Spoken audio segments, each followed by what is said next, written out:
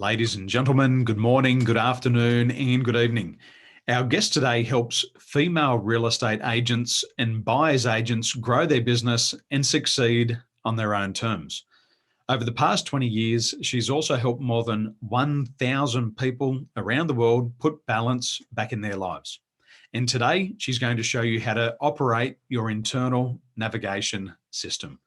Please help me welcome to the Mental Detox podcast, our good friend, Nicole Davidson. Welcome.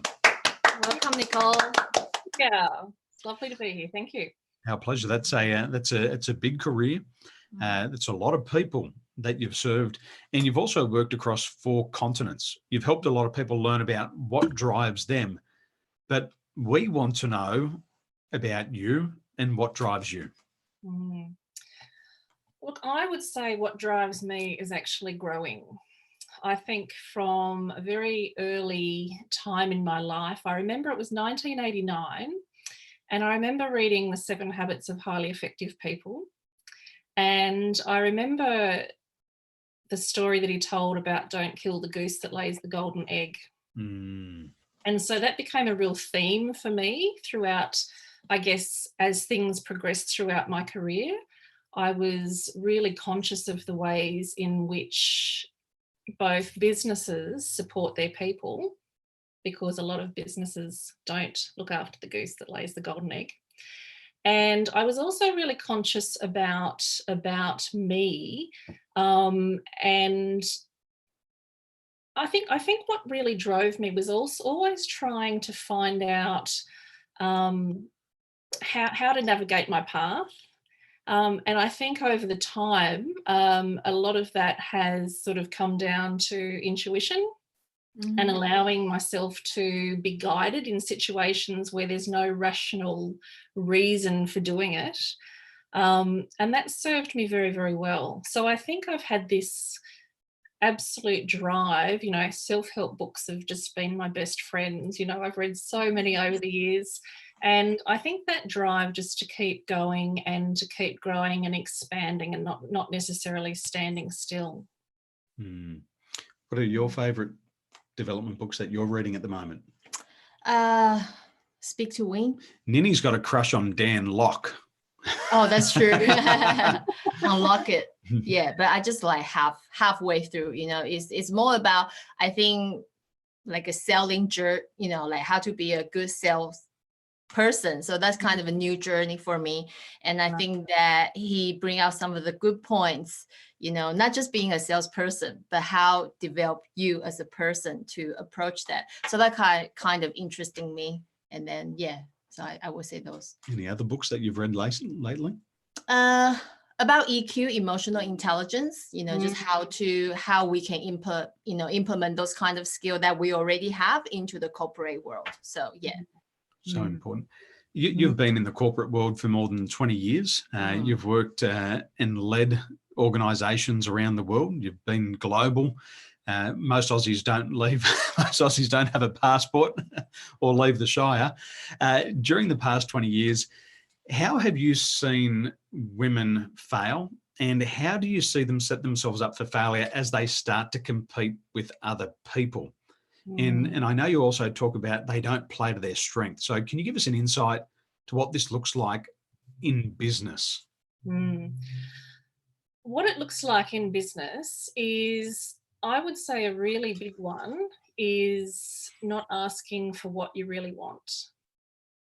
I think we're conditioned, and I think probably women in particular, although I do think it's something that men don't necessarily think about as much as they should either or could, but it's really feeling into what it is you really want. Because the problem that I see is that when we set ourselves on a path and it's not really coming from the heart, then there's kind of an effort to it.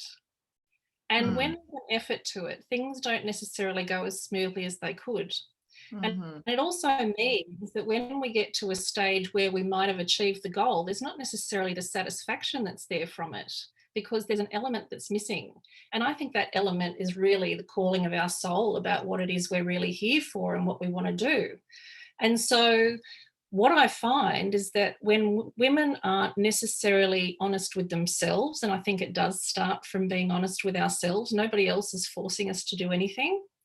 So when we're really conscious about feeling into what it is we truly want rather than thinking about what it is we think we can get, that's a really big distinction. And that distinction actually allows things to start running much more smoothly. So first of all, I think that's a really big one, and that's probably the biggest one that I see.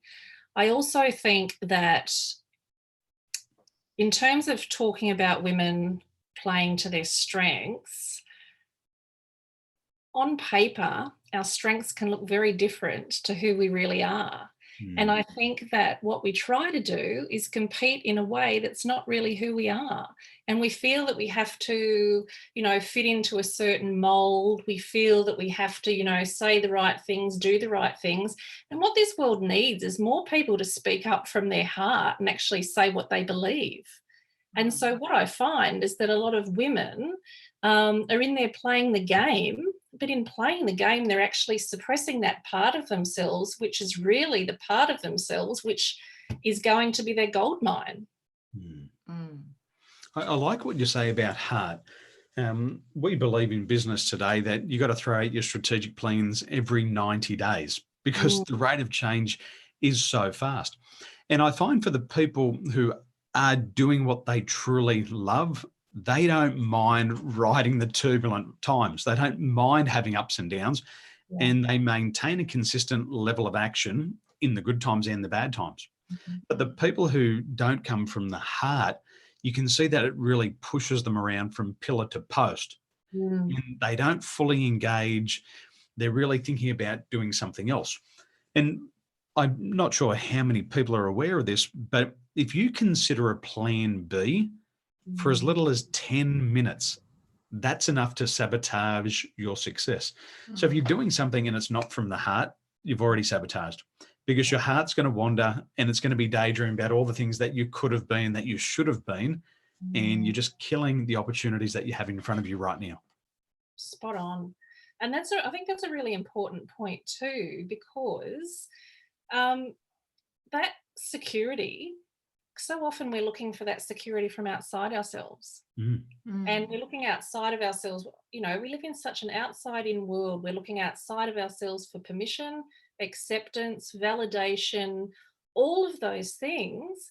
But the problem with that is that if we don't get it, then we're kind of flying in the breeze and we feel really unstable. And it's from that unstable place that we can't really do our best stuff anyway, because, we don't have an anchor. We don't have something to secure us. So therefore, we really need to create that place within ourselves where that security lies. And you can even see me sit back as I just said that, because once the security comes from in here and we're not looking for it out there, then we show up as our most powerful version of ourselves. Then we know that whatever we choose to ask for is perfectly valid, because we understand that that's what we need and we're more honest about what we need. And what happens is, too, the beauty of it is when we come from that place where we've got our own inner security, our outside world responds to that. And so you can't lose. We had a guest on the Win Sales Now podcast, and she specializes in training people how to sell. And she said she does not do follow-up. And she said what happens is when you follow up, you become insecure, and it's like you start to beg for the business. And she said she doesn't follow up. This suits you, buy it. If you want it, take it. If not, don't take it. But I'm not going to follow you up. Because she said when you follow up, you get that desperate nature about you. And she was pretending like, hey, Nini, just following up. Following up for what? Right. It's this neediness, isn't it? So needy.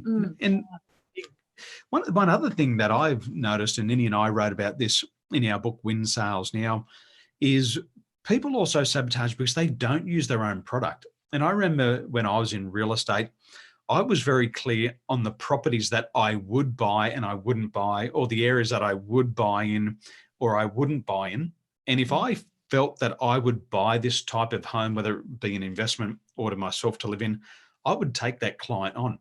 But if I looked at that house and went, this is a shit house, I would never buy it, and I can't convince somebody else to, I just wouldn't take the business. But I felt so good because I knew that when I met somebody, I could be so genuine and say, I would actually invest in this because reason A, B, and C. And it was coming from the heart as well, because I would have bought it. Yeah. And sorry, keep going. Go. Yeah, because I think, Nicole, you share a lot of, like good points out there. And we're just wondering, what kind of practical ideas that you can share more with our friends and the follower to use to stop self-sabotage and activate when you're talking about the internal navigation system. So in terms of our internal navigation system, first of all, we need to pay attention to it. There are so many distractions out there, right? We're on social media, we come home and we have a drink, which kind of, takes us out of our present, makes us relax, doesn't necessarily allow us to feel into what we're actually feeling. So I'd say the first thing is to become aware of how you're feeling, and not saying to get bogged down in our emotional whatever, but unless we know what steady and what good feels like, then it's hard to come back to. And so one of the problems I see is people seeing things that they don't want as a bad thing. I love recognizing what I don't want, because then I know what I do want. So getting in touch with how you're feeling about certain things, does something like upset you a little bit? I see so many women minimizing things and minimizing when somebody says something and they feel uncomfortable with it. Oh, look, they didn't mean it. Or, oh, that's fine, right? But when you become aware of how you sense things and how you feel things, then you can tap into that navigation system inside of you. And we are very good at labeling emotions as good and bad, positive and negative, whereas really they're comfortable and uncomfortable, pleasant and unpleasant. So rather than having a spectrum and these are the positive and these are the negative, I've started to liken it like, the Powerball thing where all the balls go up in the air, right? And whichever ball comes down, you can't call that a positive or negative number, it just is. But it's part of the mix. And so when we can allow ourselves to start feeling into that and not make ourselves wrong, it's so easy to make ourselves wrong. And that's an absolute thing about self-sabotage, judgment. I used to be like a black belt in judgment. And passive aggression, I used to do that really well as well. But that judgment was really, when I look into it now, that was about me.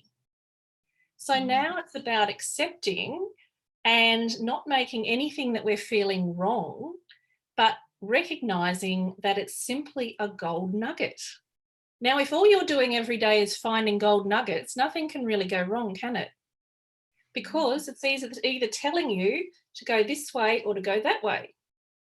And once you start listening to that and feeling into it and then trusting it, which is the challenging part for a lot of people, because there's a lot of pressure outside, don't listen to it. Right? Nobody's living your life. Nobody's going to have to deal with the outcome of the choices you make except for you. So when you can come from that place where you see everything that happens and you go, interesting, rather than looking at it as anything else, all it becomes is an opportunity for you to decide, do you want to go this way or do you want to go that way? And when you start making choices for you that keep going in the way that you want, you wake up one day and you go, wow. So the people who are looking for excuses, we're going to send them to research Google and look for reasons for their excuses. But the people who want to overcome excuses and achieve success faster, they can go to your website, which is NicoleDavidson.com. It's a very comprehensive website. And through the website, can they reach out to you personally to learn more about the work that you're doing with women? Can they do that? Absolutely. Yep. Love to hear from them. Well, ladies and gentlemen, make sure you head over there now. Nicole has more than 20 years of experience, worked with more than 1,000 people on 4 continents, and she will help you get to your goals faster and easier. Nicole, thanks for joining us today. We appreciate your time. and we'll see you again soon. Thanks so much for having me. Thank you. Our pleasure. Have a wonderful day.